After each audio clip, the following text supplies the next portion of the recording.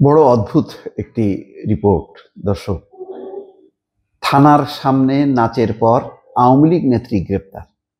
আওয়ামী লীগের এরকম দুঃসময়, এই আওয়ামী লীগ নেত্রীর নাচ কিভাবে আসে, কোথা থেকে আসে, তাও আবার কি বড়াইগ্রাম থানার সামনে সে নাচতেছে, এবং এটা সেই নাচের সেই ভিডিওটা সে আবার টিকটকে প্রকাশ করছে। চিন্তা করেন, মানে এরা কি এখনো স্বপ্নের মধ্যে আছে যে এরা ক্ষমতায় নেই। ক্ষমতায় থাকতে তো যা খুশি তাই করছে। এখন যেখানে আওয়ামী লীগের নেতা কর্মীরা দৌড়ের উপরে আছে, আর উনি কখন এসে থানার সামনে সেই নাচানাচি করছে, তাই সেটা সেই টিকটক ভিডিওটা আবার ছেড়েও দিছে।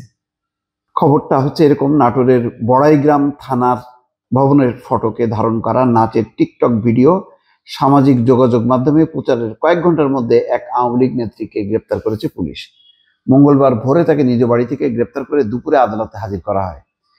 গ্রেপ্তার নারীর নাম শিউলি বেগম, বয়স 40। তিনি নাটোর জেলা শ্রমিক লীগের মহিলা বিষয়ক সম্পাদক এবং বড়াইগ্রাম 4 নম্বর ওয়ার্ড আওয়ামী লীগের সহসভাপতি। গত উপজেলা পরিষদ নির্বাচনে মহিলা ভাইস চেয়ারম্যান পদে প্রতিদ্বন্দ্বিতা করেছিলেন এই আওয়ামী লীগ নেত্রী। তিনি নাটোর সদর উপজেলার চরতেবাড়িয়া গ্রামের মামুনুর রশিদের স্ত্রী। তবে বর্তমানে তিনি বড়াইগ্রাম পৌর এলাকায় লক্ষ্মীপুর মহল্লায় বসবাস করেন। আচ্ছা, বড়াইগ্রাম থানা পুলিশ বলছে যে আজ ভোরে শিউলি বেগমকে তার নিজ বাড়ি থেকে আটক করা হয়। পরে তাকে বড়াইগ্রাম উপজেলার মৌখাড়া ইউনিয়ন বিএনপির কার্যালয়ে ভাঙচুর ও বিস্ফোরণ ঘটানোর মামলায় সন্দেহজনক আসামি হিসেবে গ্রেপ্তার দেখানো হয়। মামলাটা খুব জুৎসই না। বিষয়টা হচ্ছে যে ওই থানার সামনে এরকম টিকটক ভিডিও করা, এটা ভালোভাবে দেখেনি প্রশাসন, না দেখারই কথা।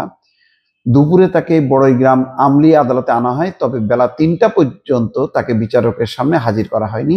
তার পক্ষে কোনো আইনজীবী আদালতে জামিনের আবেদনও করেননি। সোমবার বিকেলে শিউলি বেগমের একটি নাচের টিকটক ভিডিও সামাজিক যোগাযোগ মাধ্যমে ভাইরাল হয়। 17 সেকেন্ডের ওই ভিডিওটি ধারণ করা হয়েছে বড়াইগ্রাম থানা ভবনের প্রধান ফটকের সামনে। সেখানে পুলিশ চোরের প্রেমে পড়েছে,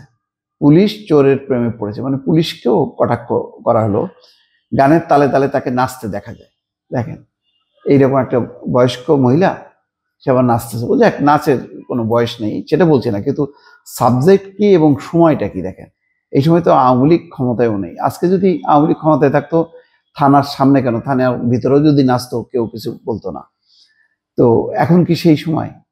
তো এইটা একটা বেকলগিরির একটা দণ্ড সে পাইলো আর কি। এর কারণে তাকে গ্রেপ্তার করা হলো এবং আদালতে হাজির করা হলো। তার পক্ষে কোনো আইনজীবীও নেই এবং ধরাই যায় হয়তো জামিন না পেয়ে তাকে কারাগারেই ঢুকতে হবে।